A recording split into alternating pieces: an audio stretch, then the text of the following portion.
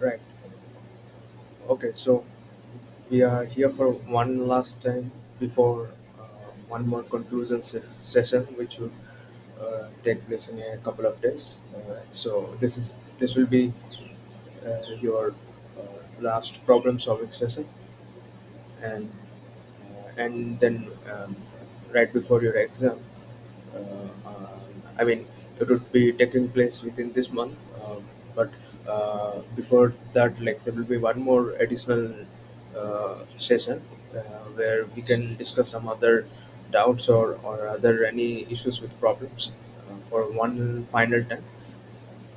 That is just like some extra session to all these weeks what we discussed, something related to that, or maybe anything with your assignment, or yeah.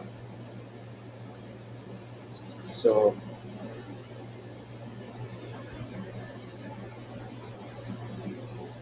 my audio is fine, I guess. Yeah.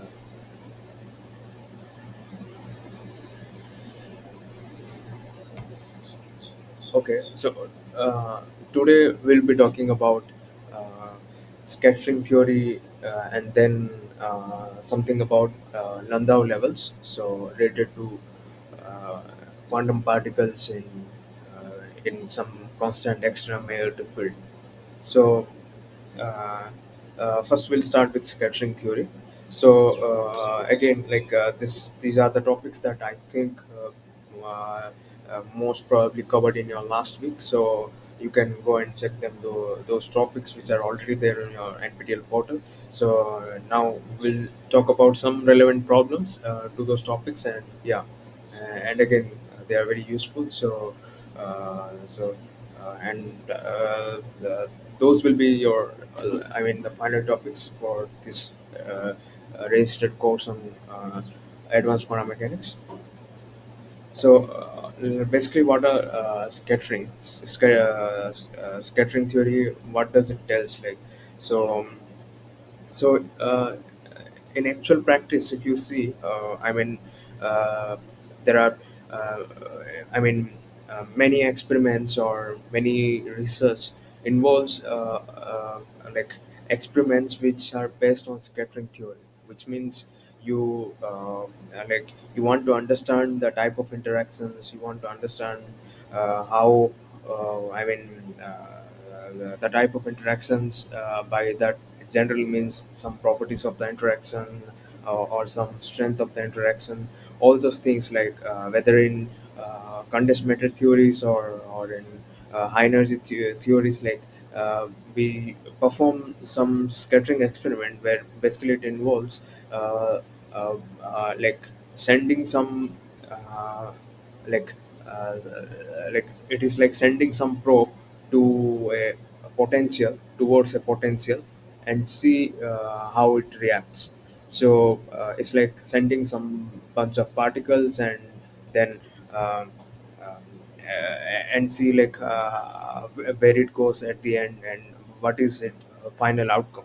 So like for example, in high energy, people do a scattering experiments to calculate these cross sections. From cross sections you get the idea of uh, uh, uh, I mean this couplings and many other things. So and so does in condensed matter theory also, like scattering, like I mean the same objective is to the same objective still applies in condensed matter theory also. So it's uh, like in quantum mechanics, like we will see like classically scattering means, like suppose there is some uh, like for example, you heard about of Rutherford scattering.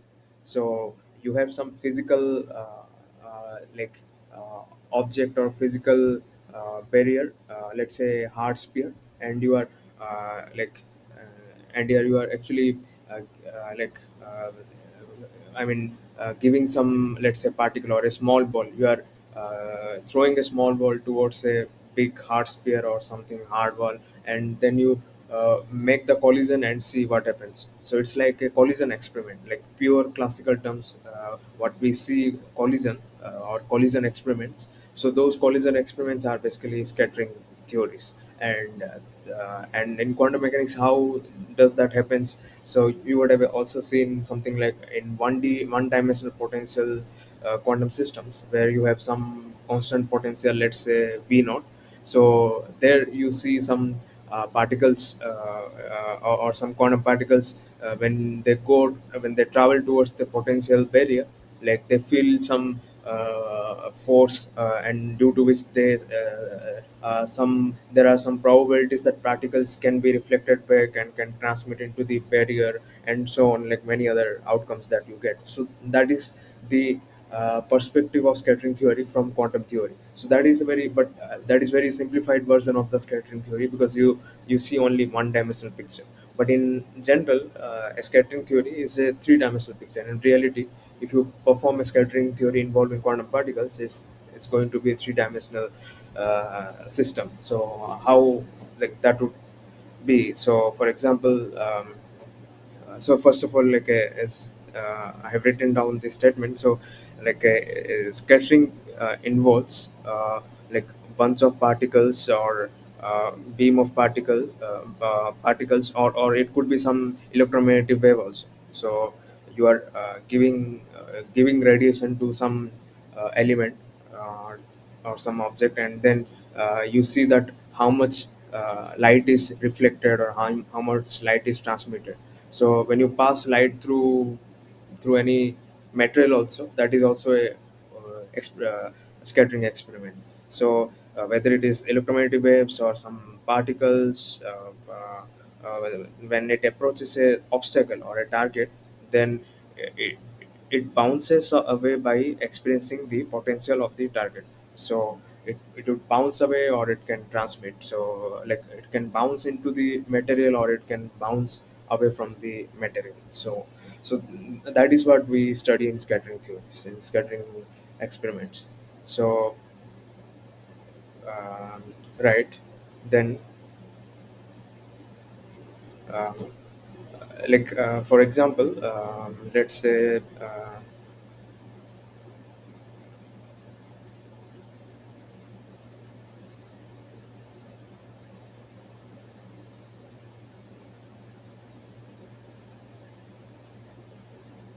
yeah. So we'll talk about, let's say, in quantum mechanics.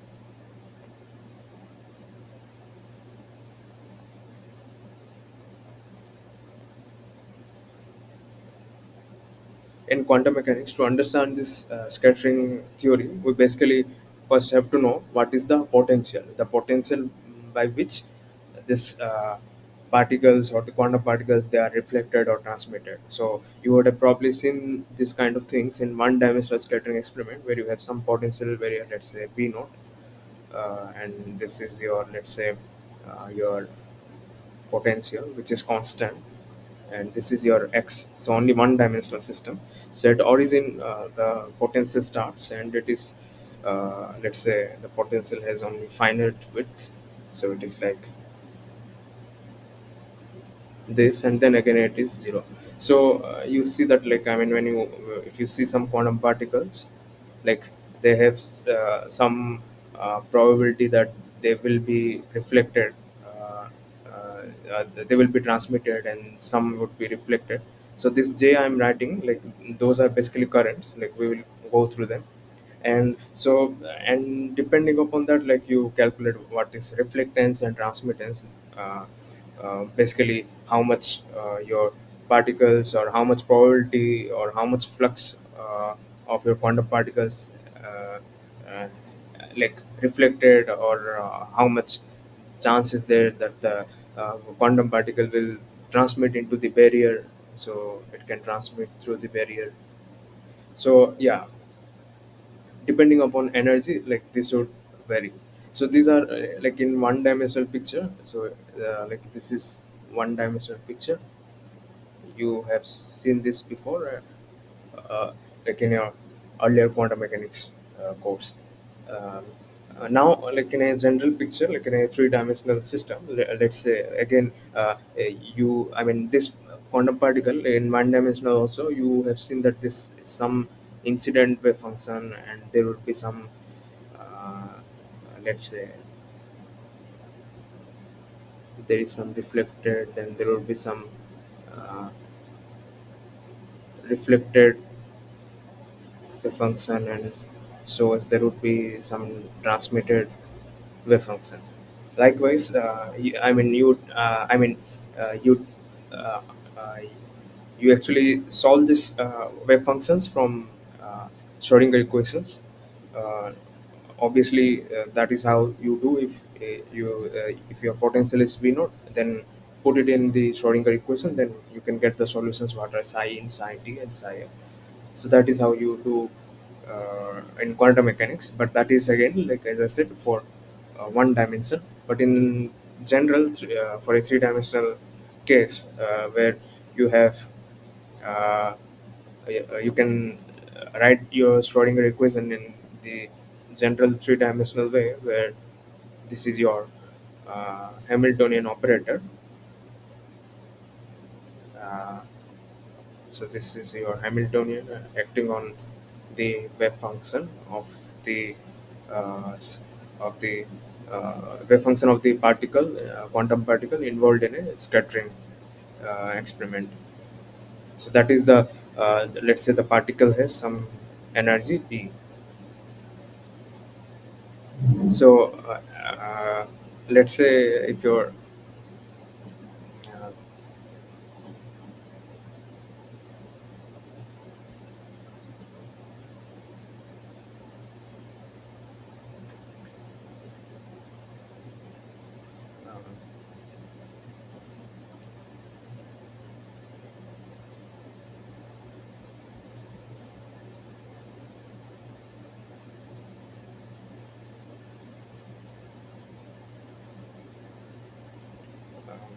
now let's think of there is some potential.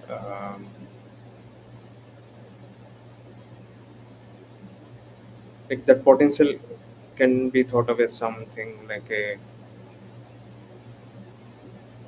uh,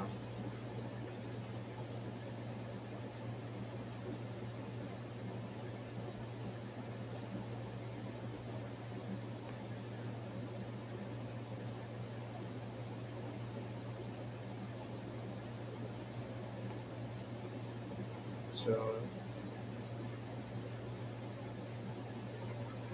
then let's say there are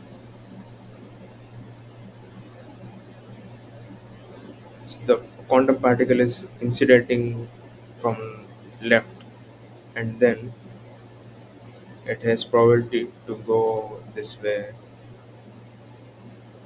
this all directions. uh, so now let's say that like you have psi incident and in psi sc, that means scattered. So you can uh, write down them. I mean, this wave functions. If you see, we can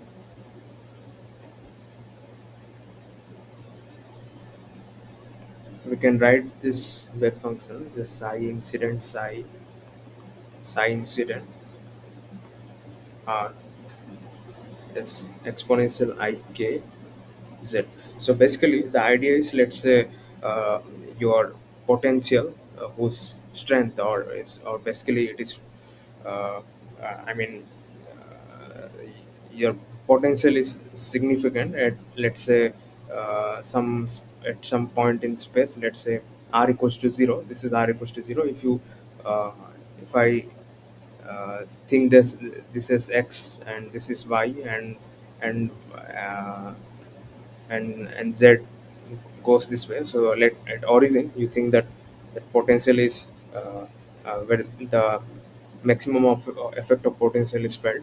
So, and we are considering only spherical potential. So let's say these are spherical spherical potential, spherical symmetric potentials, which means they only uh, depend on radial coordinate. So they are independent of phi and theta. Like for example, hydrogen atom potential, or like Coulombic potential, or some other Yukawa potential. So we'll see one or two of them. So yeah, so so the incident particles, they are coming from very far away. Let's say they are r tends to minus infinity. So they are at very far away. At r equals to 0, you have basically the uh, potential. Uh, the potential do varies as v of r, but we are considering some sort of, let's say, 1 over r type potential, or something exponential minus kr. So potential is decaying as you go far and far and far away from r equals to 0. So in that case, if you like, for example, how I was talking initially about this case, um, for this one dimensional type potential, you see the potential is here, but at this region, if I say this is region one, and this is region two, and then this is region three, you see at region one, so there is no potential. So your solutions for your quantum particle, or basically the wave function of quantum particle, will behave like as plane waves. So I can write them as exponential ikz. So it's basically you put potential to be zero in your Schrodinger equation, and the solution will come out to be this exponential ikz, where I mean this k is related to this energy, something uh, square root 2 me. So I think those are the things you are already aware. That is basically the solution for a Schrodinger equation when you don't have any potential at a given region. So then similarly, what I can do, uh, if I write the scattered wave function form, it would be some f of theta phi uh, exponential ikr and r by upon r. So this I'm writing from the uh, point of view that my wave function, after it is getting scattered from the potential, which is uh, right here, you can see these potentials are basically going in all directions. And since and you can see that, like, this scattered potential generally from a uh, spherical potential, spherically symmetric potential. I mean, the scattering wave function, you will find that, like, they will follow some kind of spherical wave fronts. So it's like when they are incidenting, they are like plane wave fronts, and when they uh, so they are like plane.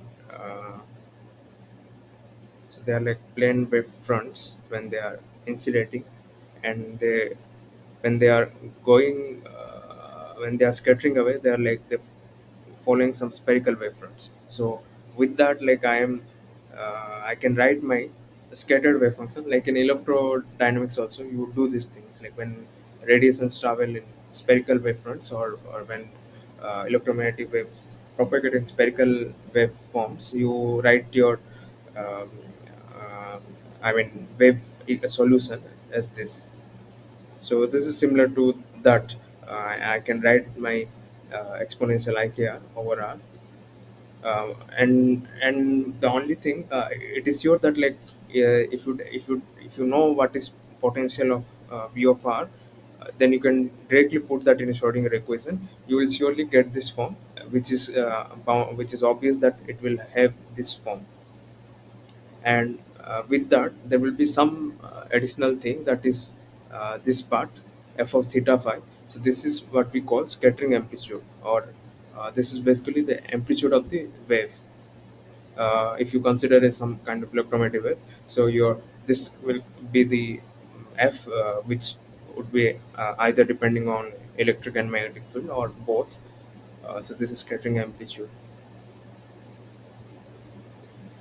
So these things, again, I think you have seen in your already, uh, in your lectures, in your portal. So this is I'm trying to refresh things so that as we move on to the problem, we can uh, like connect the things quite well. So yeah, so now I can write my I can uh, write my total wave function as something the sum of both incident and scattered. So so this is like our final form of wave function. But then our goal will be to compute what is uh, scattering cross section, or basically cross section. So so cross section is basically, it means there is total cross section,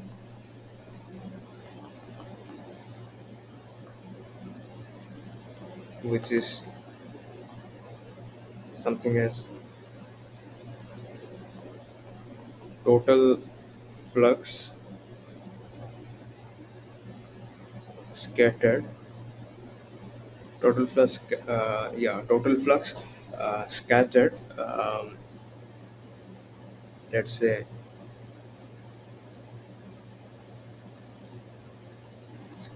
scattered towards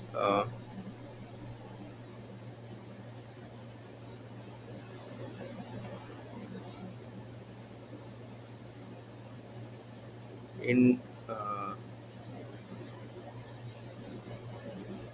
in dA area, in I mean in dA means it is a small cross section area element subtended by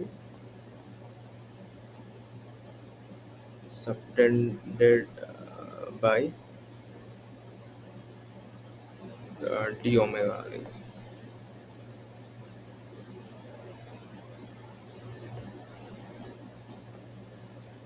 then over total incident flux.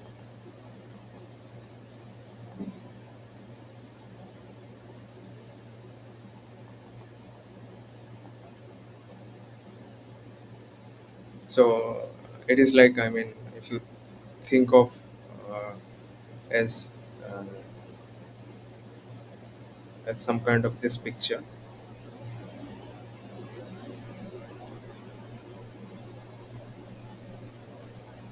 if you have a small reason, this is so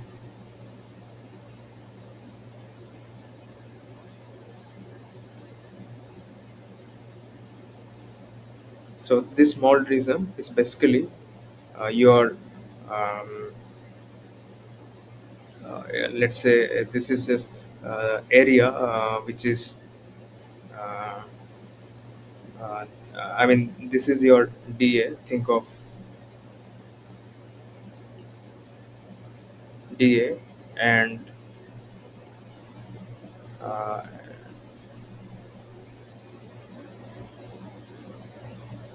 let's say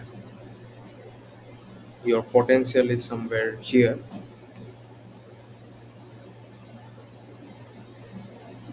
and after I mean uh,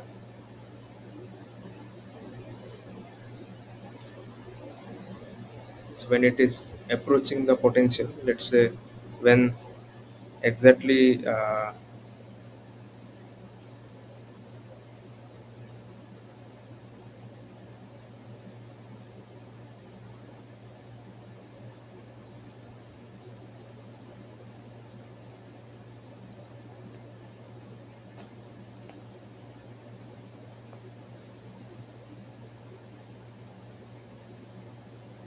so it is something like this.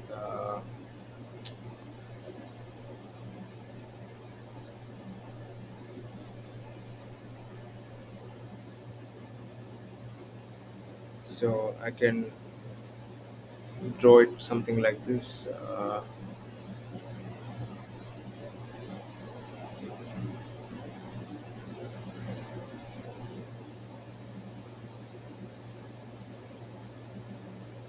So as they are deflected from the potential, so here initially, these are your, let's say, beams, incident beam in the small region.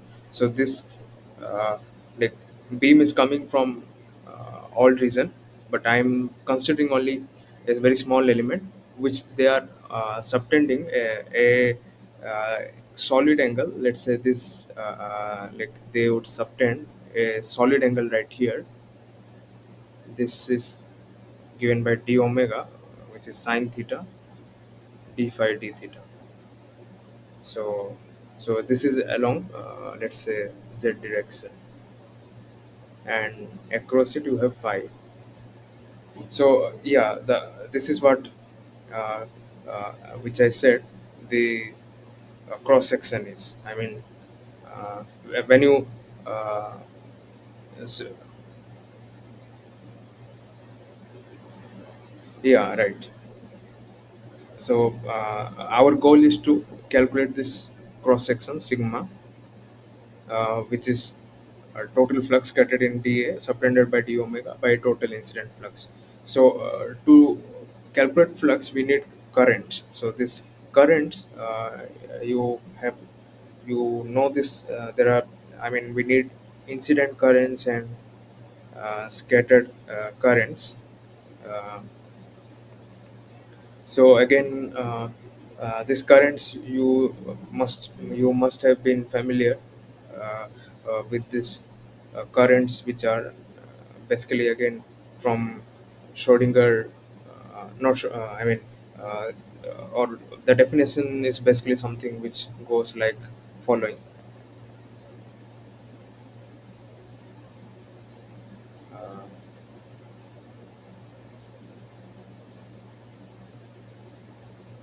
so right,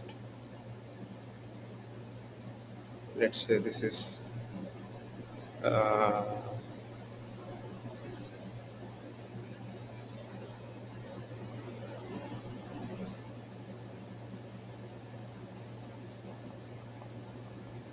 yeah.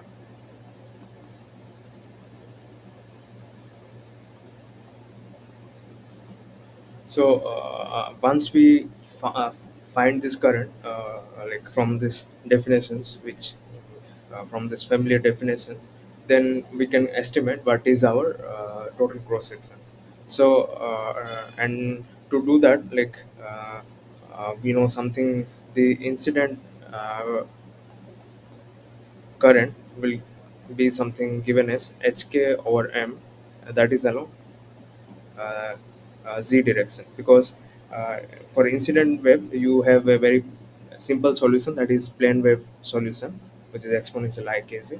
And for this plane wave solution, we know already that this current is something given as h bar k over m, which is something quite standard. Or you can just calculate from this definition also, which is written here. So yeah, it's straightforward, you can see that. And as well as like for scattered current, you can also check uh, with like for scattered, like for incident, you will consider this psi to be something psi incident, and you will calculate. Similarly, for scattered, you will check, you will take the scattered wave function which we considered here. This is our scattered wave function, and if you take that, uh, so you will find this hk. And remember all this scattered and incident wave function, which I have written down here. Like I've written considering that this r, like I mean, initial, as I said, like this r is very far away from the, I mean, r is at infinity. So do the scattered wave function also at infinity. So this is also at r tends to infinity limit. So only at those reason I can consider my incident to be some kind of plane wave, and scattered as some kind of spherical wave solution. So so with that, when you calculate the scattered wave function current, you will find uh, this would go something as f of uh, theta square, that is radial in radial direction, and you will have some other higher order terms, but since our solutions that we are estimating at asymptotes, so other order will go as something 1 over r cube, which we can neglect. So yeah, now once we have this, the the total cross section as I have defined here, so there is something prior to it we defined, we call it as differential cross section.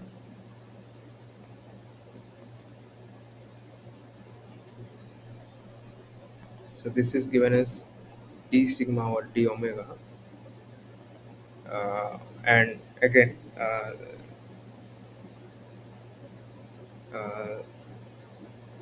d sigma or d omega, if we are considering only, let's say,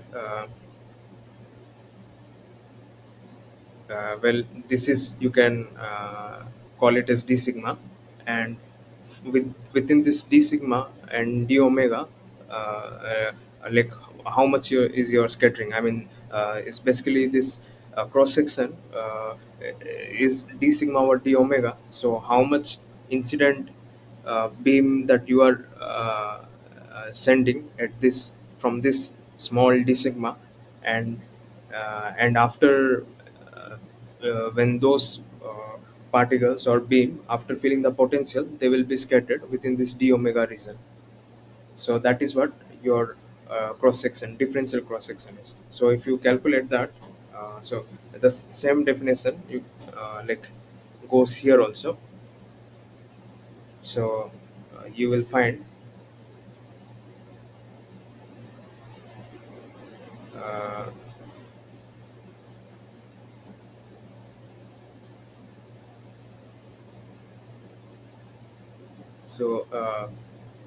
so this is something given as uh, J scattered upon, I mean, in dA area, if you calculate, so dA, let's say in r cap,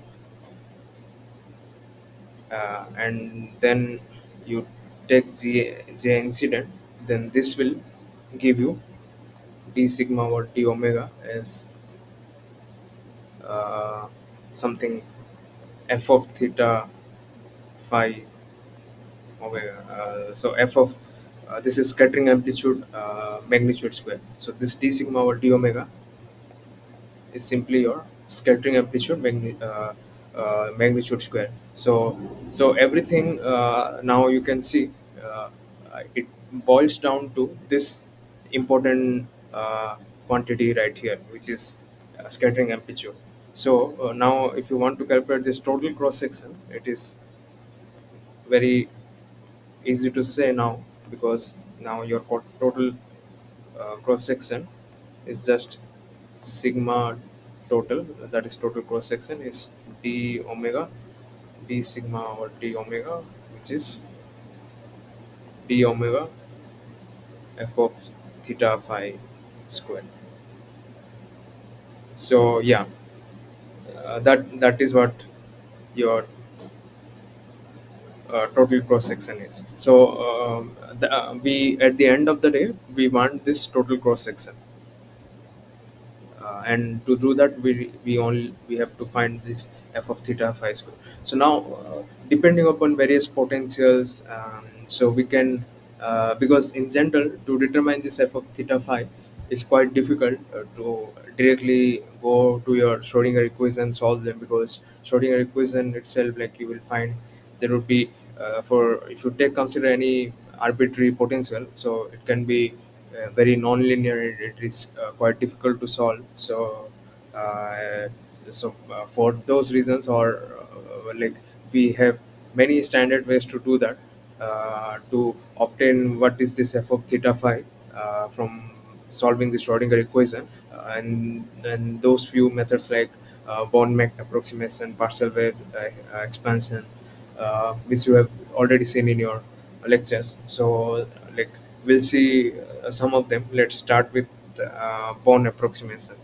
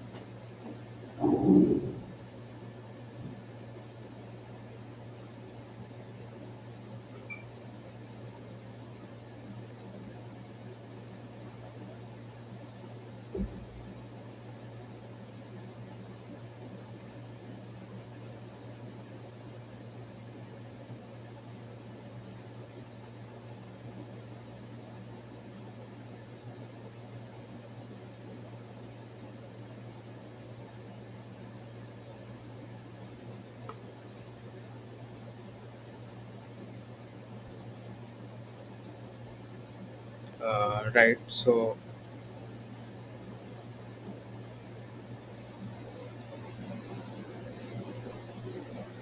if you have any questions regarding what we just discussed, so please feel free.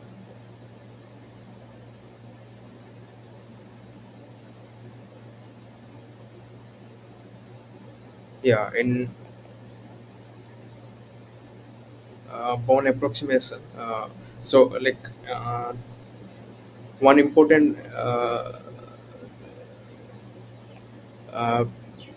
consideration that is taken here is the quantum particle, which is traveling across the potential. Its energy is always considered to be very high compared to its potential. Only those kind of potentials, or only those kind of systems, we can use this Born approximation. So, uh, the wave function that we like in general, what we claimed here for a spherical symmetric potential, which we can write it as this way: psi incident, sky scattered, where the incident part is the plane wave type form and the scattered as the spherical wave type form. So that now can be changed in Born approximation. That is given as uh, the first part will remain as it is, plus the second term, the scattered part, it can be given as something of this form.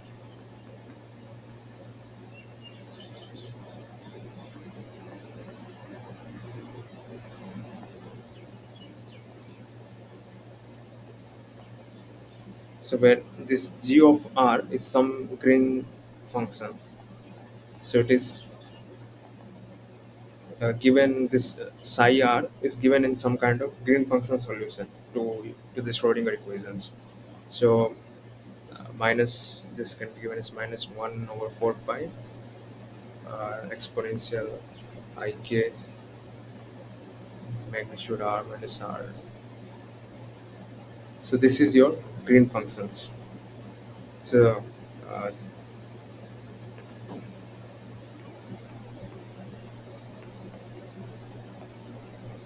so under Born approximation, the solution to your uh, Schrodinger equation for the scattered wave function for yeah, this second term is basically a scattered wave function is expressed in terms of green function. So again, at asymptotes, this will be uh,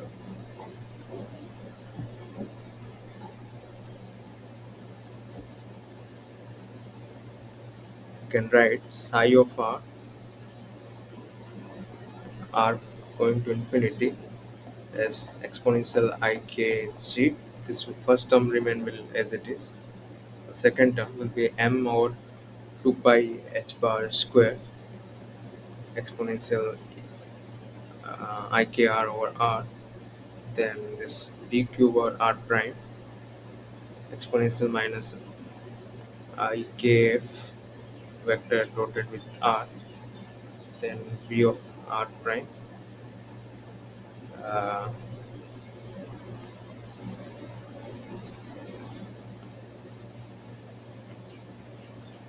exponential ik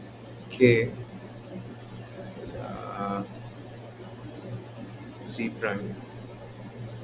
So this kf is your final momentum vector. Like you would be having like when this is your potential, then your incident particle has some momentum pi corresponding to it. I'm writing this wave vector is ki. So you basically know this momentums are related to this wave vector as h bar k. So similarly for final uh, momentum would be something can be given as pf or wave vector is kf. So this kf is that which is written here. Now this f of theta, I mean, if you see, if you compare this solution uh, with the solution that we have written here,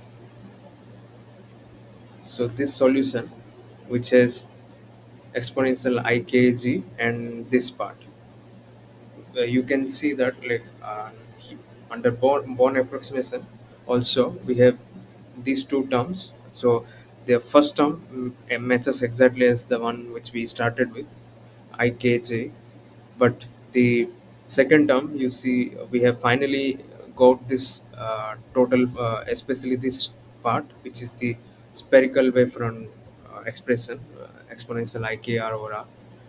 But and the remaining, what you see is basically your f of theta phi, that this f of theta phi. So leaving out this factor, what we have is f of theta phi, and that is how, under Born approximation, this f of theta phi is given. So that is how you can approximate your f of theta phi.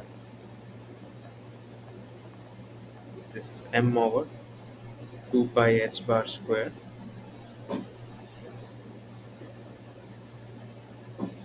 So I mean, this is basically, like, what we have done is, like, once you express this uh, green function, and this uh, green function which is given as exponential ik r minus r prime over 1, so 1 over r minus r prime, so you can do some kind of expansion of 1 over r minus r prime, and if you take r tends to infinity, so this is how, I mean, you finally end up.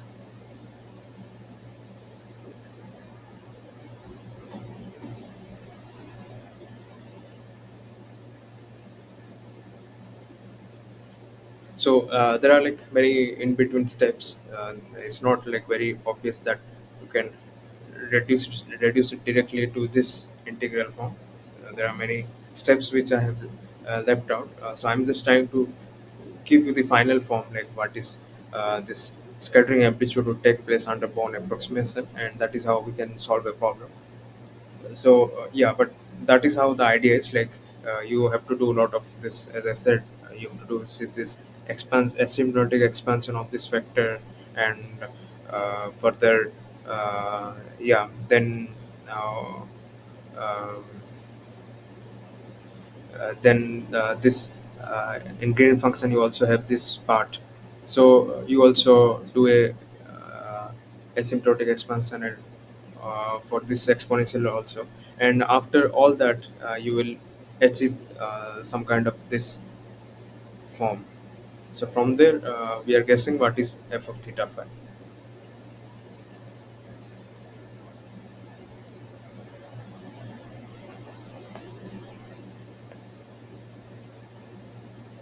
Okay, so now, so your f of theta phi is given as d cube r prime,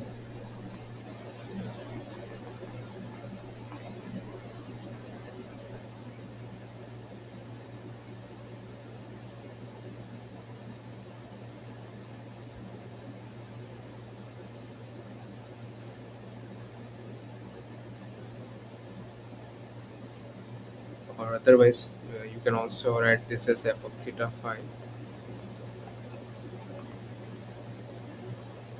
minus m over 2 pi h bar square, d cube r prime. Uh,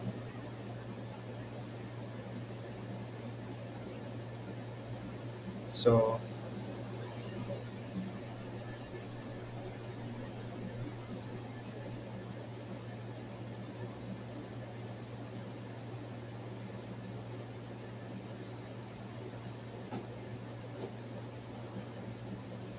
So this you can write it down.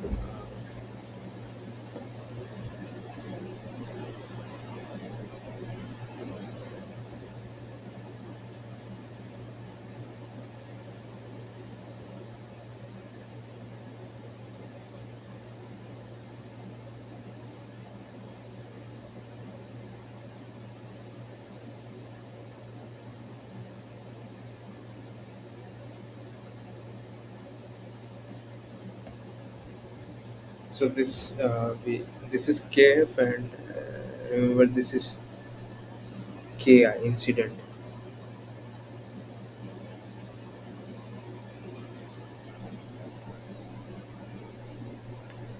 This is ki.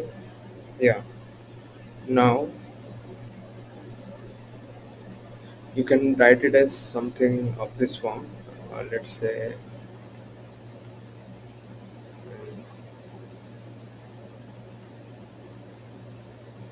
minus m over 2 pi h bar square d cube r prime exponential minus kf prime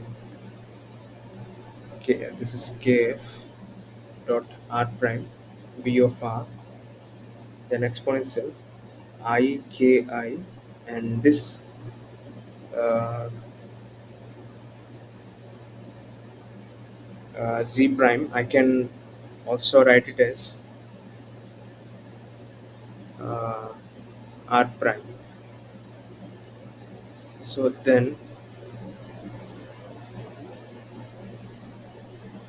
this will be something this, where q,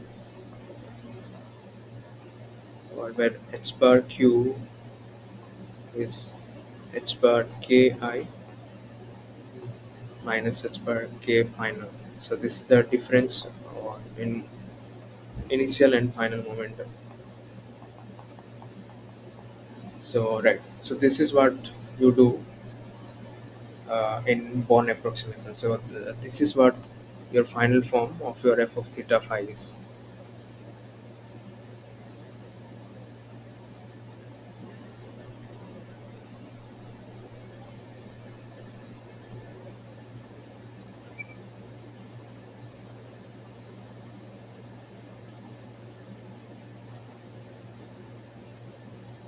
So here I can write this uh, ki z prime. So uh, this ki z uh, is basically ki vector dot r r prime, because initially you have I mean the wave vector is only along z direction, as I said. So in this picture, so this is your z. So all the incident waves are along z. So that is why, so that uh, k kiz, which I initially wrote here from the green function that you get, you can write it as ki dot r. From that, you can write down this final form of f of theta phi as this, where q bar relates with your difference in your in initial incident and final scattered momentum, the difference. So right, from there now we can look into a problem where, let's say, you have something, let's say calculate the d sigma over d omega, the differential cross section for the Yukawa potential, where this potential is uh, some coupling g exponential mu uh, r over r. So we know, as we said at the beginning, d sigma over d omega by definition. This is as we found from the ratio of scattered and incident flux. We got uh, d sigma over d omega is magnitude of scattering amplitude square. So this f of theta from Born approximation, you can write it as minus m and minus m over 2 pi h bar square. Then you have d cube r prime, and your v potential is g exponential minus mu r over r. So these are prime, the dummy variable, and exponential I q vector dot r prime vector.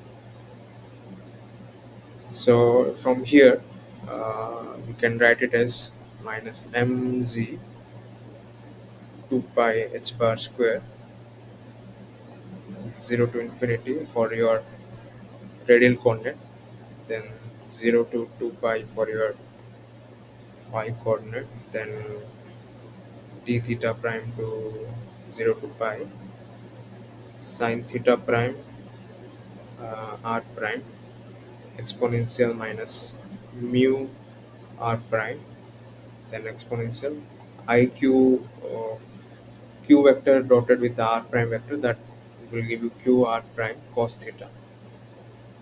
So now you can first integrate out this thing, and also you can integrate this theta term first. So this is like uh, you can integrate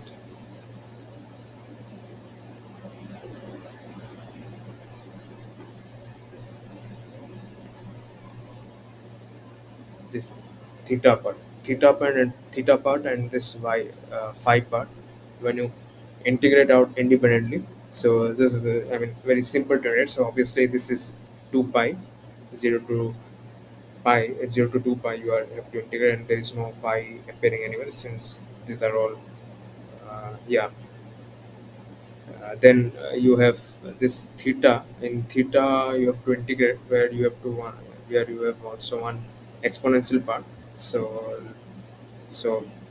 doing some variable substitution, like for example, if you consider cos theta to be something t, some variable s, and then this d theta, then sine theta d theta will be something ds. So it's like exponential s integrating with respect to ds. So that will give you again an exponential. So that's quite simple to see. So from there, you can write your final, or rather, some sort of this form h bar square q, and you also have iota, then 0 to infinity, then you are only left with only r integral. So exponential minus mu r, this is mu r prime, then exponential iq r prime minus exponential minus iq r prime. So this uh,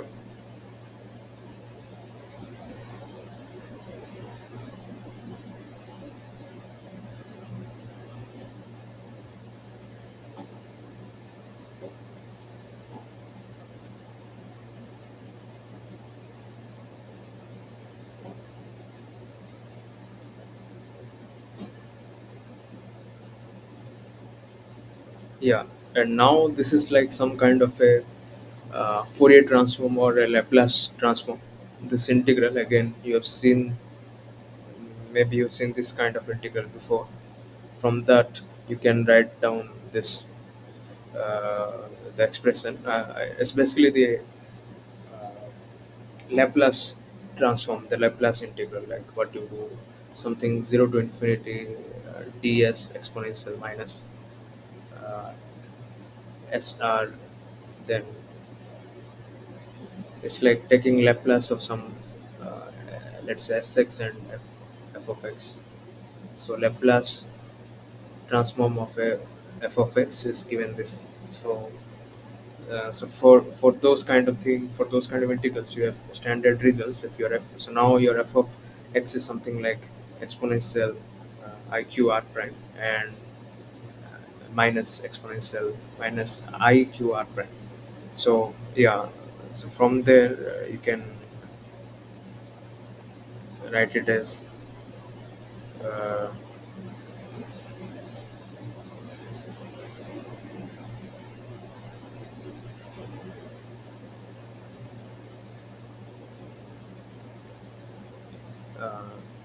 So yeah, this is just uh, from this identities, from this Laplace or Fourier transform, we can write down this uh, f as uh, 2mz over h bar square mu square plus q square, right? And this q, which we said it before, is something uh, given as ki prime minus kf, ki minus kf, the difference in wave vectors, uh, its square. This is I can write it as k square, or yeah,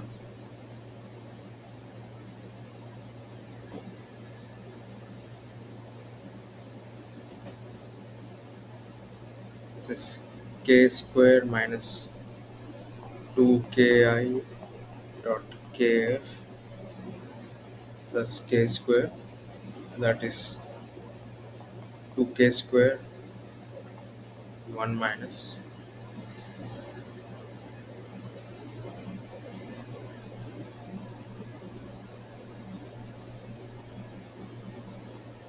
1 minus 2k 1 minus uh, kf, also you can write it as 2k square cos theta. So that is,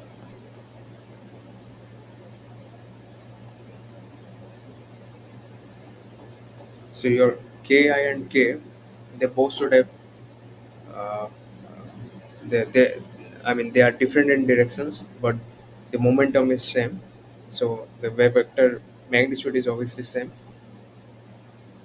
So from there, 4k square sine square theta by 2. Then finally you can write your d sigma by d omega as 4 times m square g square over h bar 4 uh, mu square plus 4k square sine square theta by 2, then this whole square. So this is your final form of your differential cross section for a Yukawa type potential. So for this kind of potential, this is how you can write down your scattering, or rather your cross section, differential cross section, for um, uh, using Born approximation. So now if you integrate out our complete d omega, this will give you the total cross section. So right, then yeah, this is one way, like how like in scattering theories, where you at the end of the day, as I said, like we all need is to understand how to compute scattering amplitudes. So one method, as we uh, found here, is by Born approximation. Same thing you can try to look using some other ways, like let's say this partial wave methods. Um, and this is something uh, applied for, again, low energies,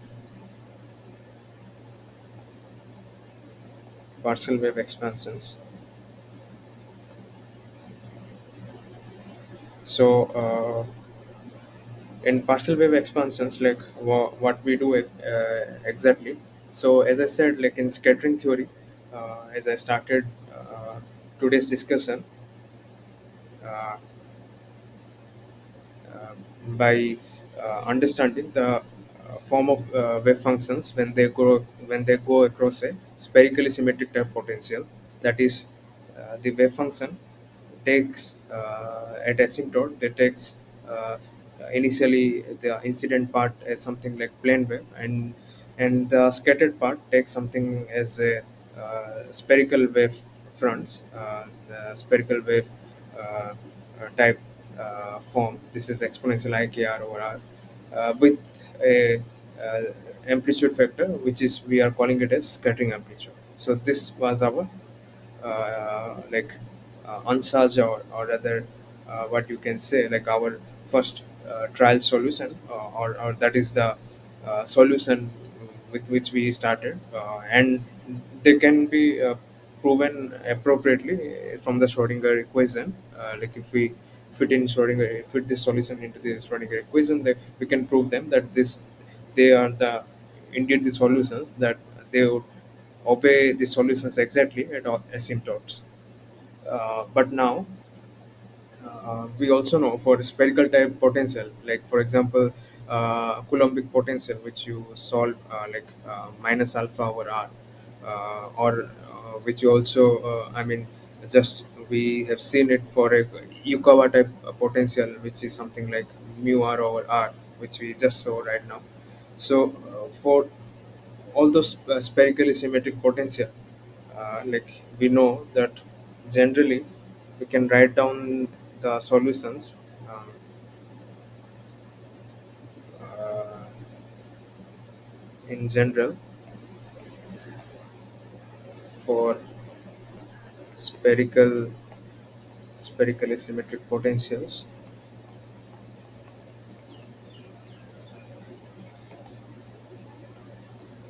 We can write psi of r as some summation over L, where L is different modes, or RL over R, and YL, and let's say I'm doing only for uh, YLM theta. So M is uh, another quantum number. Basically, LMA are the quantum numbers. So here, what I'm trying to say, uh, these are your spherical wave harmonics, which you have already seen in your previous topics of quantum mechanics, whether it's a hydrogen atom, or yeah, particularly in a hydrogen atom, or some if you have also seen something like helium atom. Like those are the systems where you have spherically symmetric potentials. For them, you can write down this kind of solutions. These are in general can be written for any view of spherically symmetric type potentials. So um, right. So now, if we compare this solution to the solution which we started, which we claim to be some trial of solution or answers, which had incident and both scattered part. So then,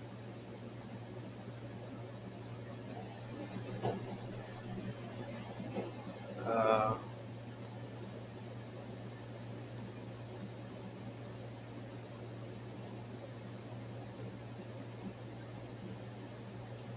then this f of theta can be given as, this is from spherical wave harmonics, as 2L plus 1 Lk, then PL cos theta. So these are your spherical harmonics, spherical harmonic functions, which you have seen in hydrogen atom type system, and these are Legendre polynomials,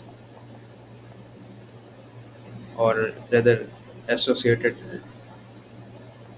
Legendre polynomials. So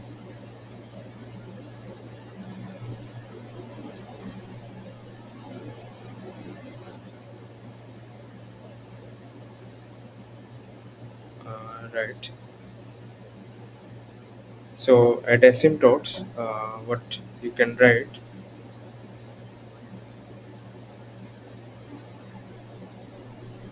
so at asymptotes, uh,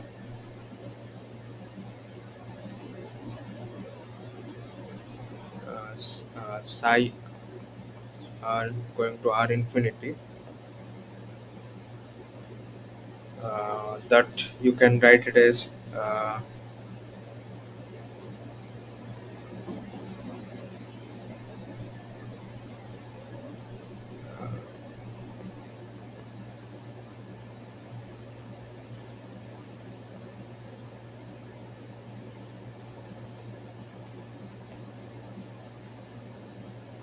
so at asymptotes, your solution becomes something of this form: x summation over L AL ZL K R plus BL etal KR, then PL cos theta. So where this ZL and etal are your Bessel's function. So again, like I have not shown you how this can be reduced to asymptotes. Like as I said, as I claimed for Born approximation, the same thing. Like it is asymptotes, how we got this form of solution for the Schrodinger wave equation. The same thing I'm doing. I'm writing down the similar asymptotic solution. Yeah, I'm not going into the steps, so you can check the lectures already. That is there. So if you are having any problem, you can tell them. You can tell right now, or we can like discuss step by step if you want. So right, then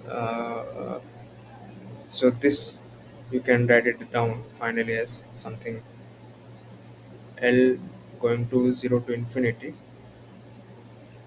CL, uh, CL,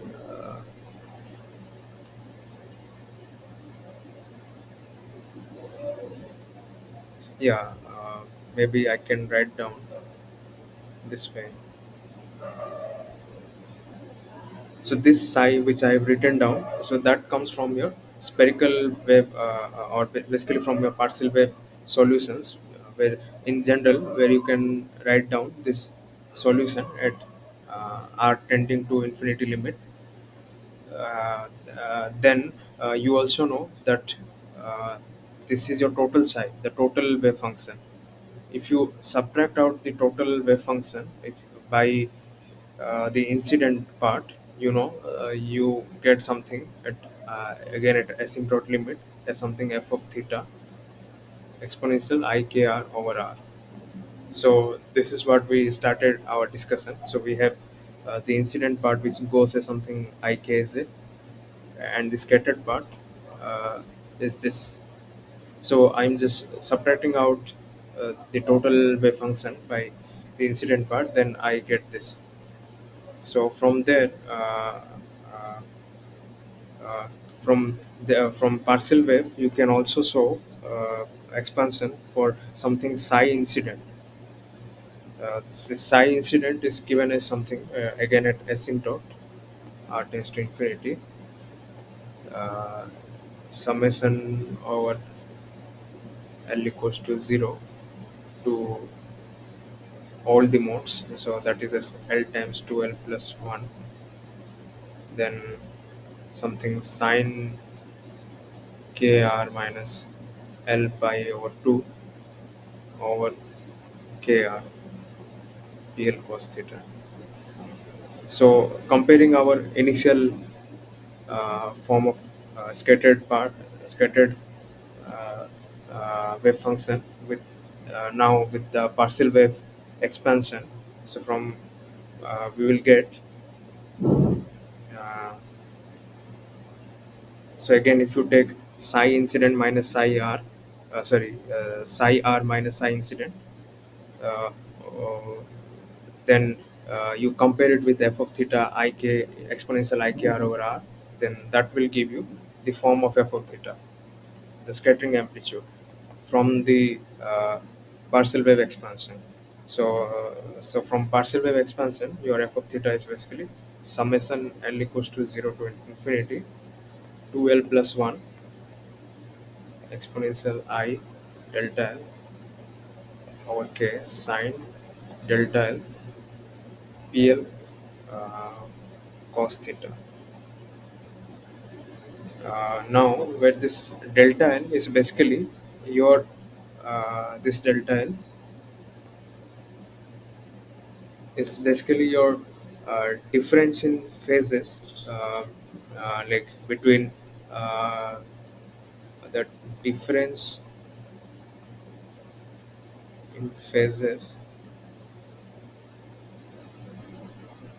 uh, between incident and scattered wave. And this is a very crucial thing because only this delta L contains your information. Like this contains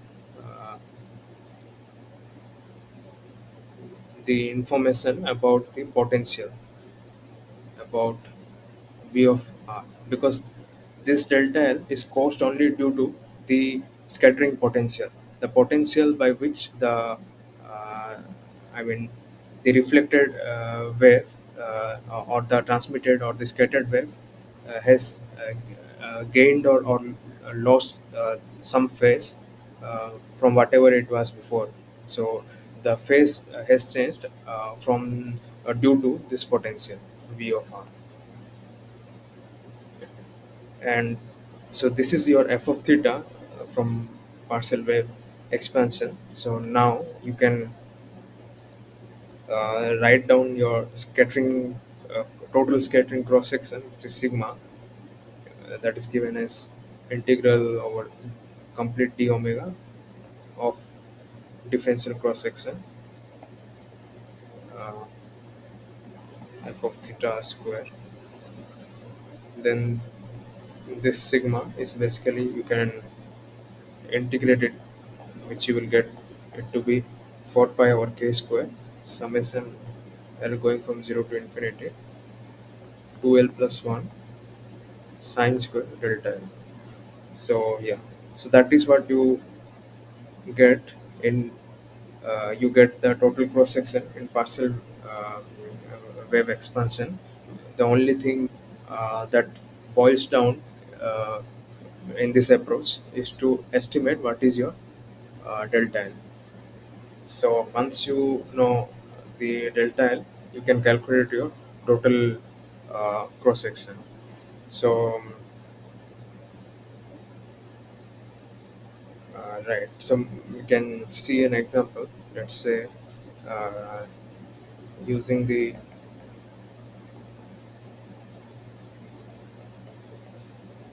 phase shift analysis,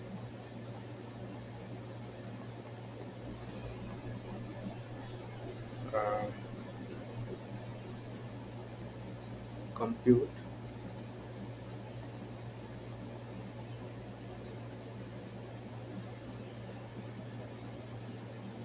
compute the total cross section. If you had any problem or anything, like you can ask anything or any basic thing which you could not understand or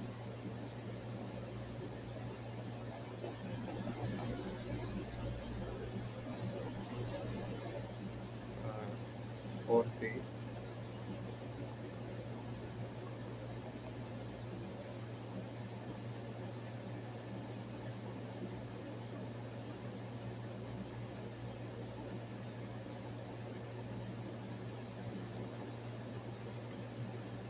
let me check the question one second.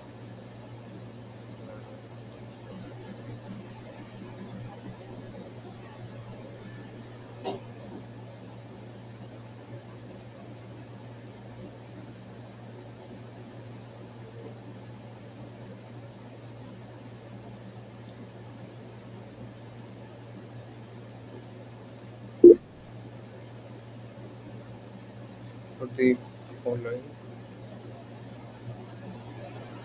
yeah, delta L, yeah, as I said, that when I mean when you have this uh, incident wave that is coming towards your potential, like from asymptote, it is coming nearer and nearer to the potential. So as I said, like they are coming from r going to minus infinity. So at that regime, those incident waves are something, some form of plane waves. But once they are influenced by these potential, and when they will scatter, so then their form changes to something, some form of spherical wave.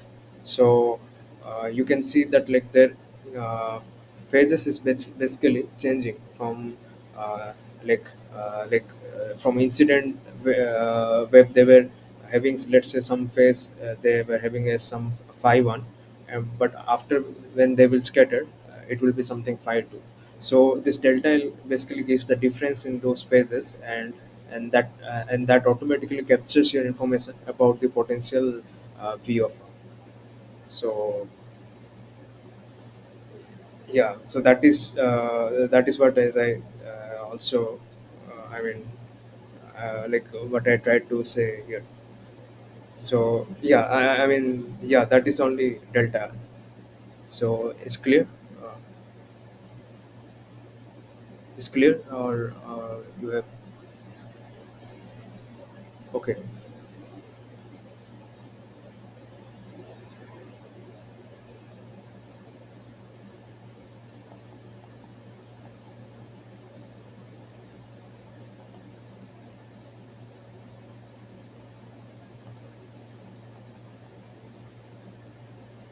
So your let's say your potential is given as something as um, uh, infinite and zero. So infinite in the region r less than a, and r greater than a is all the way from r greater than a is zero. So it's like free particle in this region, and but here the part I mean here the potential is infinite. So um, so as I said, for low energy, I mean, as I said, partial waves are only valid for low energies. So so even in the question it says to we need to compute what is cross section at low energy limit. So at low energy limit, we consider uh, at low energy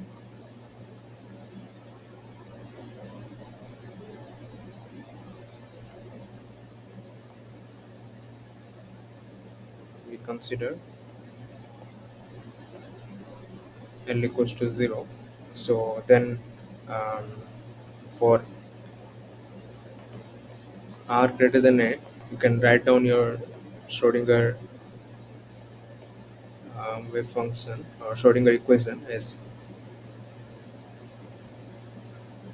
uh, what will be the value of a here. So a is something any uh, um I mean, like it is any value. So it's like, let's say if this is a one dimension potential, like in one dimension we would say this is as v of x equals to uh, infinity and 0, x less than a and x greater than a. So we say that uh, at x equals to a, the potential is infinite. So it's like uh, around all this region, the potential is infinite all the way to infinity. So let's say at infinity, from a greater than or maybe I've done the other way. So let's say, so this is infinite. Sorry. Okay, okay, yeah. So that is just that. Yeah.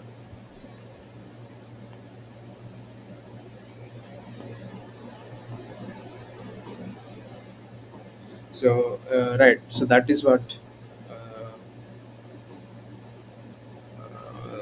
yeah. So at r greater than a, where potential is 0, so at that region, you can write your Schrodinger equation as uh, something of this form. Let's say uh,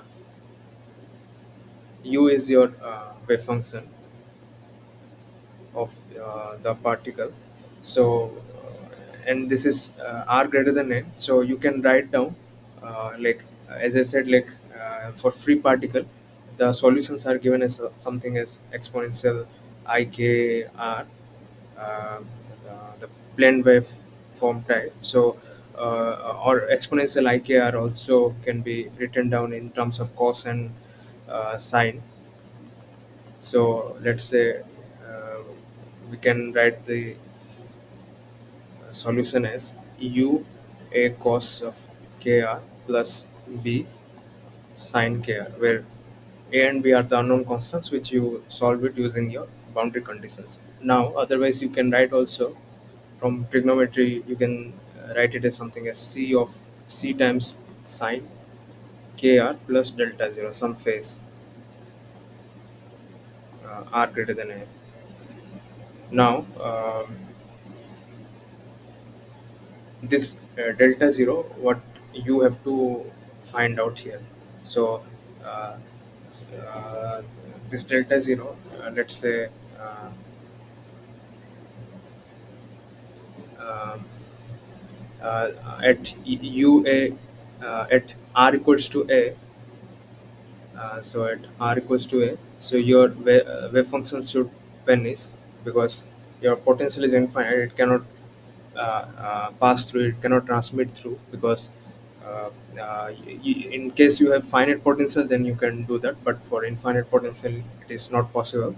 So ua is zero. So from there you get c sine ka plus delta 0 is 0. Then from here you can calculate your uh, uh, here c cannot be 0, because if c is 0 your entire wave function will be 0, which is not valid. So that is why only where this expression is 0 is by sine k plus delta naught is 0. So from here you get uh, delta naught equals to minus ka. uh, here delta naught can be um, like for example, um, it can be any 2 and pi, but since we are considering only low energy limits, so uh, only I mean uh, uh, I mean not delta, but rather what I'm saying here ka plus delta um, k plus delta 0 can be 2 and pi, but we are taking only n equals to 0 case, because for the low energy limit this is just sufficient. So from there delta naught is ka. So this is ka. From there now you can calculate your cross section, which is given as sigma equal to uh, as we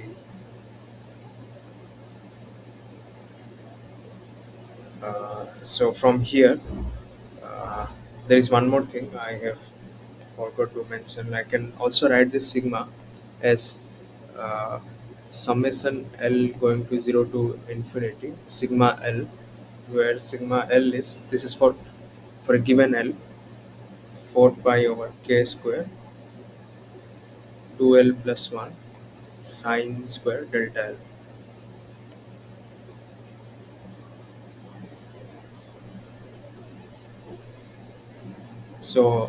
So we are only calculating for L equals to 0 here. So for L equals to 0, that is sigma 0 is 4 pi k square, um, then 2L plus 1, so that is like 2 times 0 plus 1, that is basically 1, then uh, sine square delta 0. So from here you get your sigma 0 as 4 pi k square sine square k.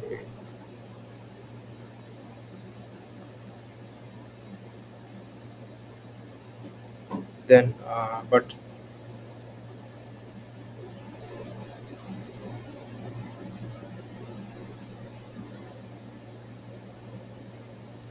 uh,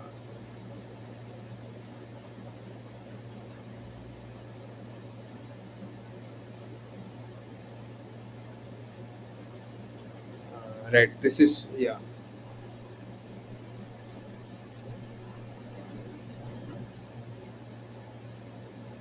yeah, this is what you will get from the uh, from this potential.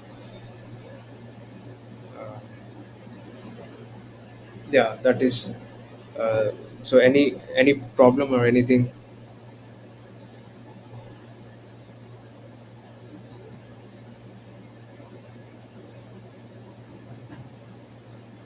any issues with this, anything which you do not understand, or uh, if not, we can quickly see another case.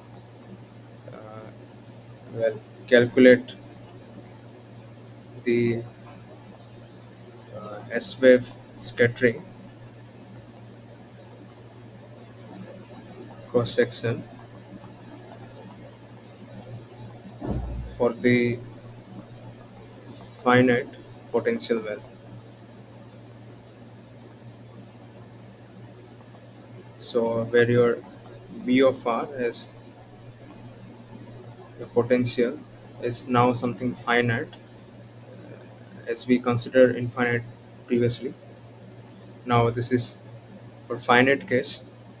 You can same way you can find out the solutions is now you have to find out solution in both regions, because your but your scattering can transmit, but earlier there was no point of transmission, it was only reflecting back. So because you had infinite potential, now let's say you can write down for r less than a, your Schrodinger equation would be the following: minus v naught u equals to eu, and for r greater than a, you have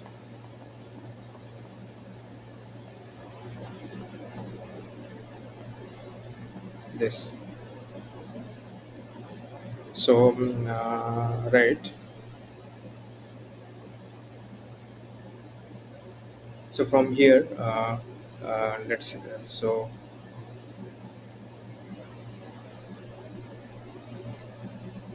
for r less than a, I can write d square u over dr square as minus k square u, for k is 2m e over h bar square. So then your r less than a would be something uh, your r less than a would be something u1 minus I am calling r less than a the solution to be 1. Let's take this one, and this is is 2. So your u1 is um, a sine uh,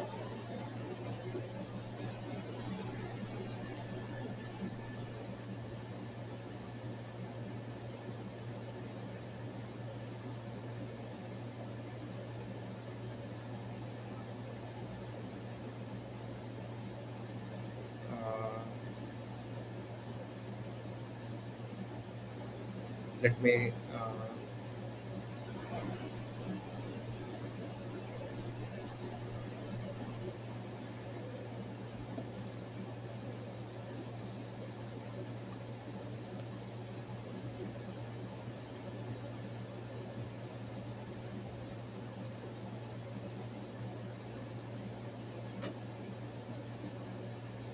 yeah, so your u1 let me call this as k naught. So your u1 solution is this, and for r greater than a region, you have the other solution u2, which is c times sine kr plus delta 0. So this solution I'm writing same way as uh, like the same way how I wrote down before, because this solution is same as what we are doing right now for r greater than a region. So from there you can write down, so at r equal to a, so using the uh, wave function properties where they should be continuous. So so for that I have to show u1 and u2 are equal. U1 at r equal to a equal to u2 at r equal to a. So from there I have to show k naught a equals to c sine ka plus delta naught, and also at r equals to a, u1 prime r a should be equal to u2 prime at r equals to a. So from there also you have a k naught cos k naught a equals to c k cos ka plus delta naught. So now if you divide, let's call this as this is sine, this is some equation a, this is some equation b. So now dividing equation a by b, so from here you will get uh, 10 k plus delta naught equals to k by k naught, 10 k naught a. So this is like uh, 10 of uh, I can write it as 10 of ka plus delta naught equal to ka. Uh, this is ka over k naught a, 10 of k naught a, right.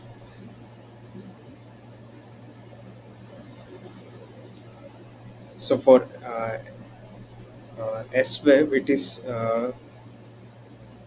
like in question, it is given as for S wave, the phase shift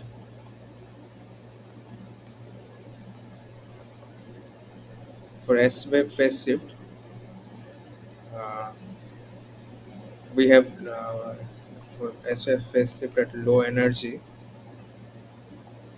this Ka should go to zero, because this K at low energy, we know this K is the wave vector which is proportional to energy. This should be tending to zero, or Ka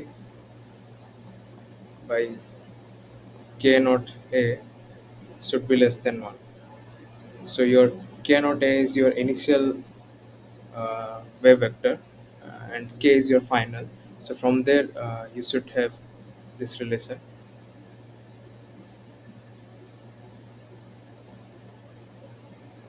Uh, so like using the property of 10, like I mean your trigonometric function, this 10 we can write, like for example for small x, your 10x is x. So using that I can write this as uh,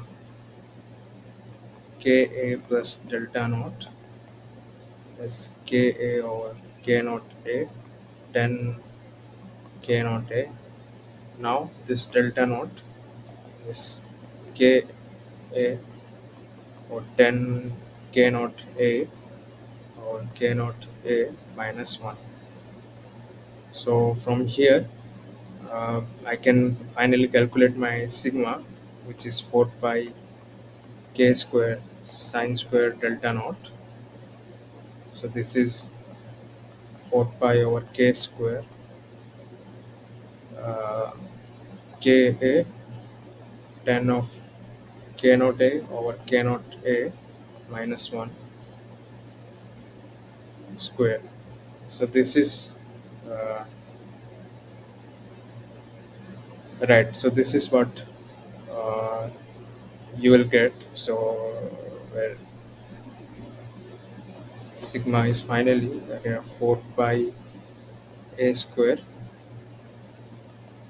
10 k naught a over k naught a minus 1 square.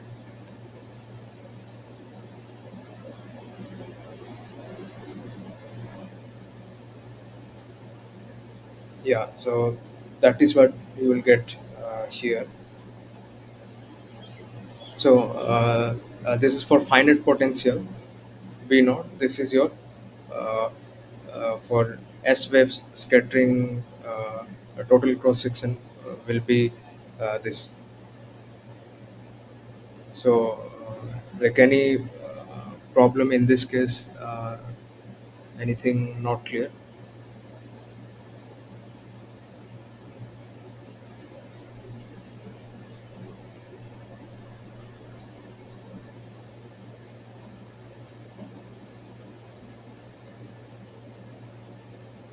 If any issue, please let me know. Anything not clear or any problem?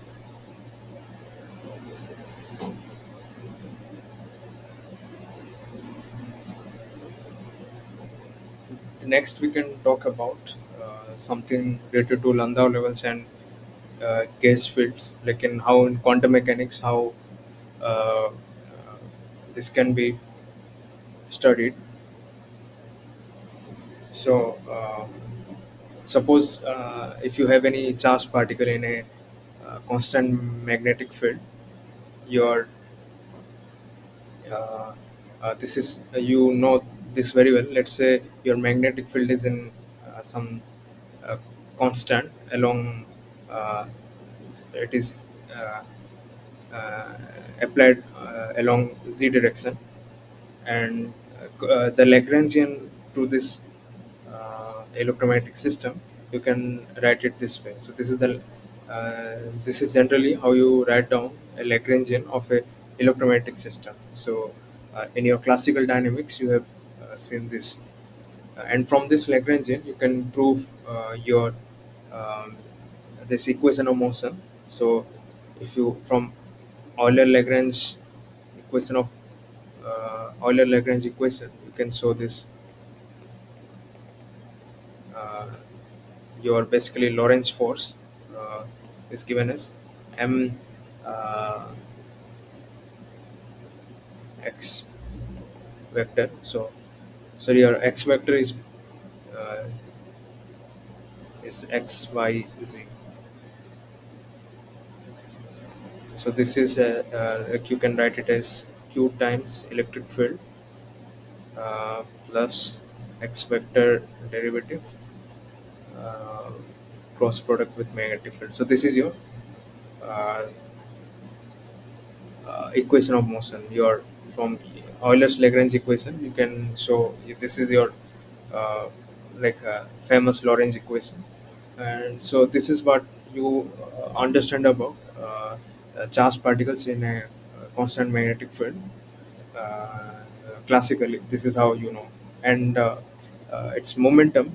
You can write it as if you take the I mean this derivative of Lagrangian with respect to this uh, coordinate. I mean uh, uh, x the derivative of generalized coordinate. So with respect to that, if you take the derivative of Lagrangian, you get this uh, momentum. This is your generalized momentum, and then you can finally write your Hamiltonian. So from once you have the Lagrangian, so you write down your Hamiltonian as this.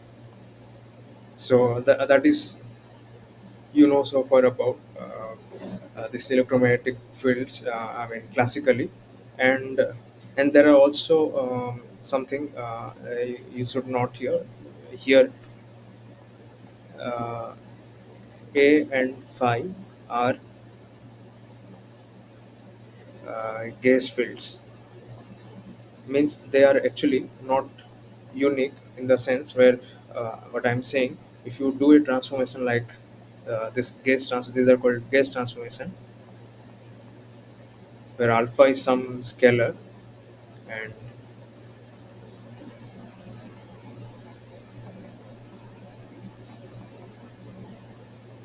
if you do this gas transformation, then you will still get uh, this equation of motion. I mean, your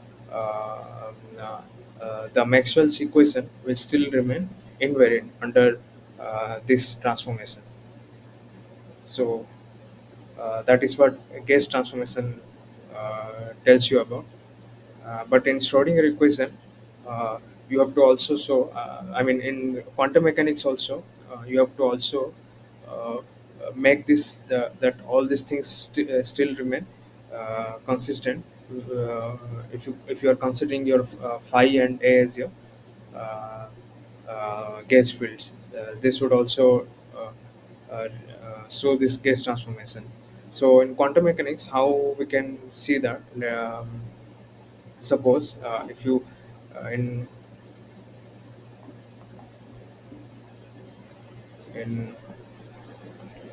quantum mechanics, uh, you write your um, uh, so Schrodinger equation is given as I h bar del psi over del t equals to h psi.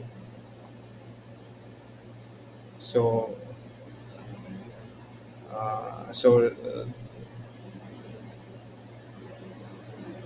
your h psi uh, I h del psi over del t. So your h is something this if you just canonically quantize, meaning if you promote it to the operator form, that is what gives you the Hamiltonian in the quantum mechanics picture. So so from there you can write it as 1 over 2m minus ih bar del minus q a square psi plus q phi psi. So like we know momentum as we write. So in quantum mechanics, in the operator is ih del. So that is what this momentum is still there. Now in addition to that, there is also is basically this momentum is now shifted by qa.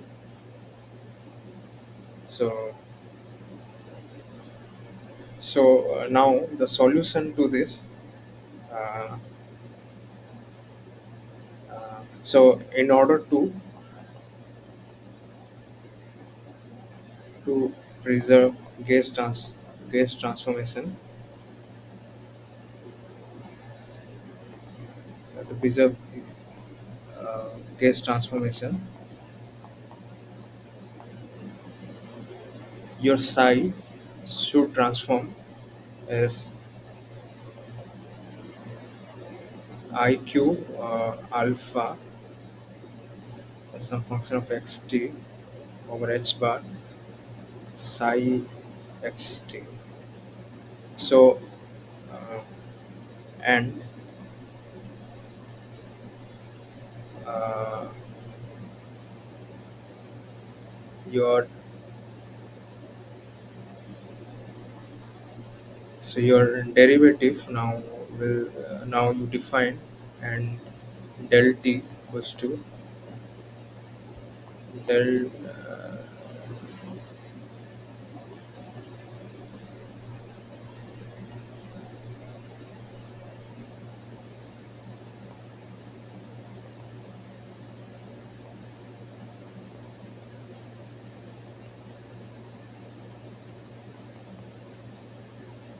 so So what I'm saying, like classically, as you know, like whenever you show this kind of transformation, your I mean, you should have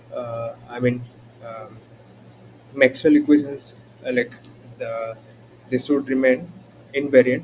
So, but in quantum mechanics, if you have this kind of transformation, so this is the gauge transformation, basically the local transformation.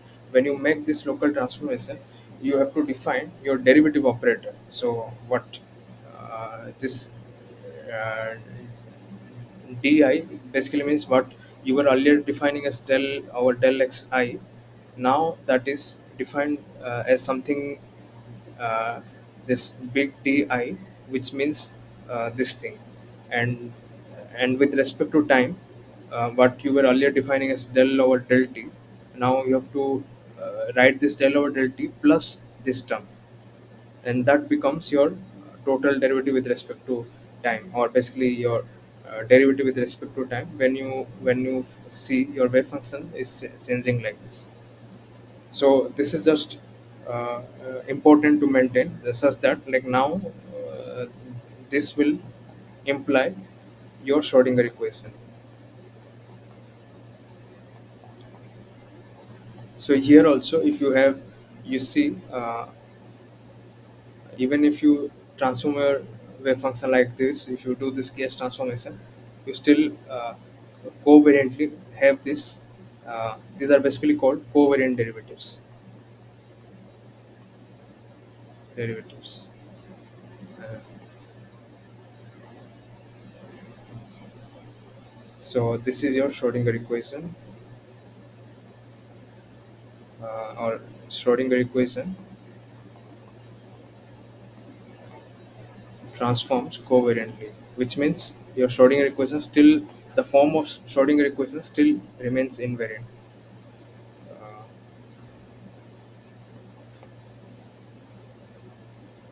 uh,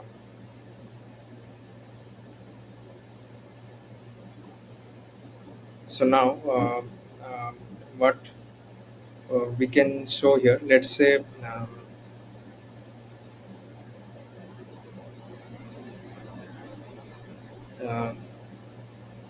as we said that our magnetic field is constant, and it is along, um,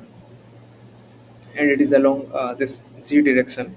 So and also, to satisfy this gas transformation, uh, I mean, gas transformation, as I said, if you transform your potential and a such that your Maxwell equations remains invariant, for that you can choose your vector potential uh,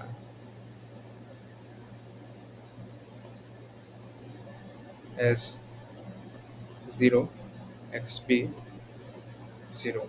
So I mean, this you can show directly from here, which you know. So once you have fixed this magnetic field, so this A will obviously has this unique choice. I mean, or one possible choice. This is A equals to uh, only the Y component will be something of x times b. Then this relation is satisfied, and also you will find that gas transformations are also valid. So for this vector potential, uh, you can write down your Hamiltonian. Now, as I said before, your Hamiltonian is p minus qa whole square. So this will be uh, p minus qa whole square. Uh, then uh, uh, this is your Hamiltonian, and your phi is 0. Let's take phi 0. So I'm taking phi 0, which means I'm uh, considering electric field is 0, considering,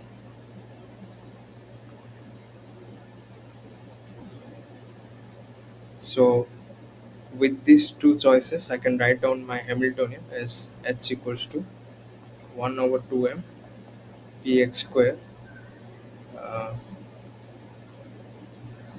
plus py minus qpx square plus pz square.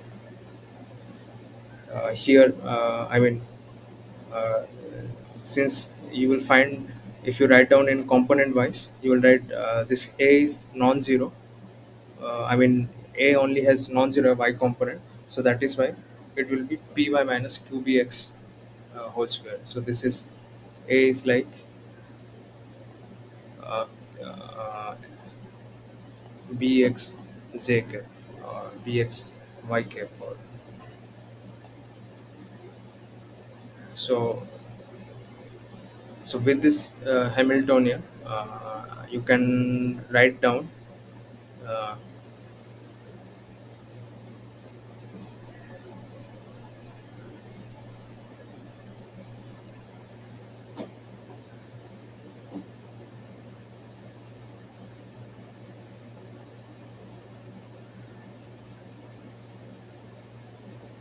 uh,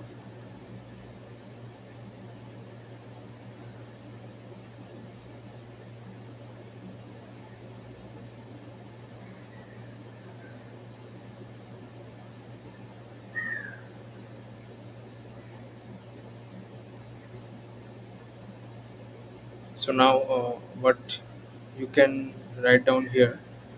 So from Schrodinger equation, this will be uh,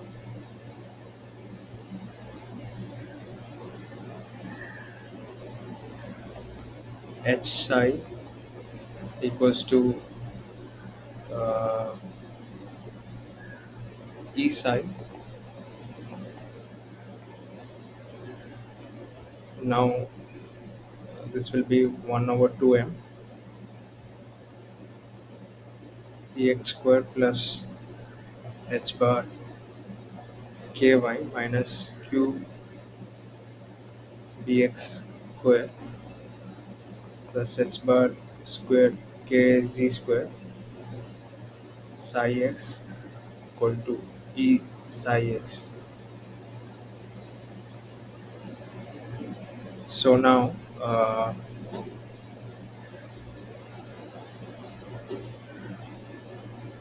one thing from here, what you can uh, comment is that if you see this Hamiltonian, this basically commutes with your HPY. This Hamiltonian commutes with your PY and also commutes with PZ, which means the commutator is zero.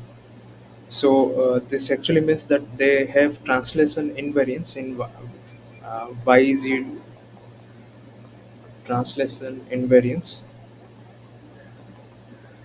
along Y and Z direction. So that is why you can write down. Uh, I mean, so this means whenever something you have this kind of property, if both operators commute, then both of them has common eigenstates. So if whatever the eigenstate of H, it will be the same for Py also. So that is why they commute. So uh, you can write psi x as something exponential I k y plus I k z j and chi x. So why I can write that? As I know, like uh, momentum operator py, let's say, is given as minus I h bar del y, and px is also given as minus I h bar del x. Now I can uh, add this py on psi x. I will get h bar ky psi x, and also uh, if I act ex on psi x, I will get h bar kx psi x. So and so this means the psi x, which is written here, like for this Hamiltonian, like if I consider Hamiltonian to be following an eigenstate relation, which is h psi equal to e psi. If psi is taken to be this form, then simultaneously you can say that it will also satisfy for py and px also. Like py px also, the eigenstate of py px and h all have this common eigenstate psi x. So because that is what we see from this condition. So right. um, then if I use this solution into this Schrodinger equation, what I can write is uh, I can write uh, using, let's say this is let's say this is A and B. Using B in A, I can write this Hamilton as something h tilde chi x equal to E minus h bar square k g square over 2m chi x, where h tilde is actually 1 over 2m px square uh, plus uh, m omega b square by 2 x minus ky lb square whole square. So how am I writing this? Uh, if you have to just put this psi inside this uh, solution. I mean, you substitute this psi. So then after when you this px square means is your derivative. I mean, you take this kinetic energy operator, basically its derivative square. Then you will find something of this relation h chi equal to this thing. Then this h tilde, like this m omega b square, I'm writing from the point where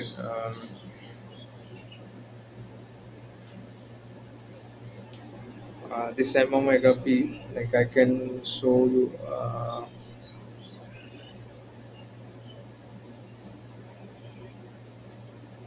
at the beginning, which I said.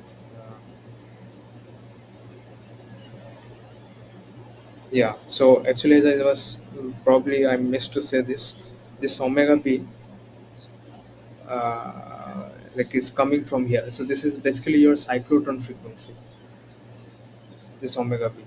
So this qp over m, like classically, as you know, when like charged particle moves in a magnetic field, it actually goes in some circular path. If I mean, if the charged particle, let's say it is in rest, and if you give a magnetic field like perpendicular to its motion, I mean, if it is in some uh, like what I'm saying, if a charged particle has some motion in some particular direction, and you give a perpendicular magnetic field, like it moves in some circular path, and that circular path, like its frequency is given by as qb over m. So that is I am using this omega b here. So omega b is qb over m. Like I'm just uh, uh, I'm picking a term which was in some q square b square or m square. I'm calling it as omega b square. So that is it. And then there was also one more quantity right here. Uh, this LB. So this LB is what? LB is equal to h bar over QB. So this LB is basically what is called magnetic length,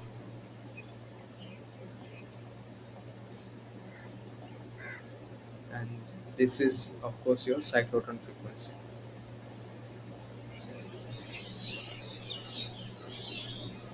So yeah, there was something more I wanted to say on that, but as, like we have one more additional session, so probably we can discuss something about infinite degeneracy and Landau levels, which is just come just right. I mean, after this only, like I mean, there was nothing more to talk about before what I was wanting to say. That is on Landau levels. So we already reached that point, but unfortunately, like we are going over the time. So probably it's good to stop now. We can continue this discussion a little bit, and then we can discuss something on time-dependent perturbation, which we have not covered last time. So, and yeah, that would conclude your entire uh, problem solving sessions uh, for this registered course. And so, yeah, that was about your last problem solving session on. I mean, this is your final problem solving session officially, but then there is also one additional session also that is officially, but that is just an extra session we are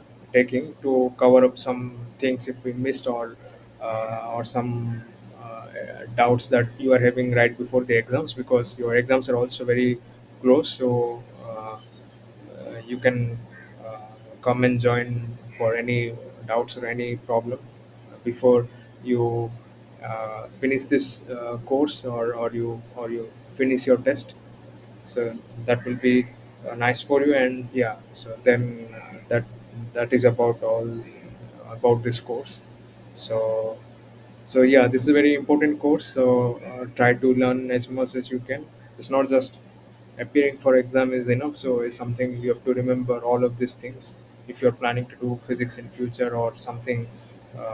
Yeah, something more related to research, or as you know, like when quantum information was also talked about during this course, when that is also important if you are looking into some perspectives in quantum technologies in modern quantum computations. This all most of the topics that you have seen here will help you a lot. So yeah, so that was for today, and there will be one more additional session in a couple of days. If you have any question, anything, any problem, please let me know, or we can. So any question, Dinesh, Samarpita, Rohan, anyone? If you didn't understand, like probably at the end, I've also gone a bit fast. Okay, okay. So, so if you find any doubt or anything, probably I have also gone a bit fast today. But yeah, so in the interest of time, I was doing. But anyway, we can talk in length in any doubts you are having. So, okay, if you have not have any immediate doubts, then probably we can discuss in the last session that we will be having in a couple of days. Or if you have any, you can also ask now, or maybe you can uh, close for.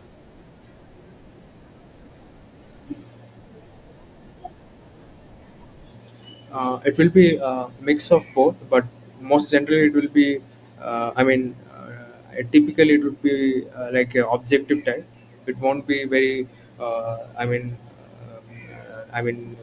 very much lengthy in the sense like how we are discussing in a very extensive details. So it would be, not very like a single expression type thing. Is it could be a bit subjective, but that won't be as as how we are doing. So it is not that way, obviously, but it will be mostly of objective type, and somewhat of subjective portion will be out there. So yeah, if you cover up all the assignments and things, or the questions that you have seen during the lectures, then that would be very easy for you. So there's nothing to worry about. So okay, okay. So any other question, or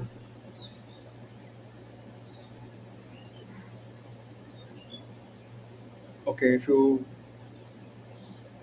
do not have anything, then we can meet for one last time in coming days, uh, and then yeah, that is for this course. So yeah, that is for today as well. So okay, uh, bye. Meet again.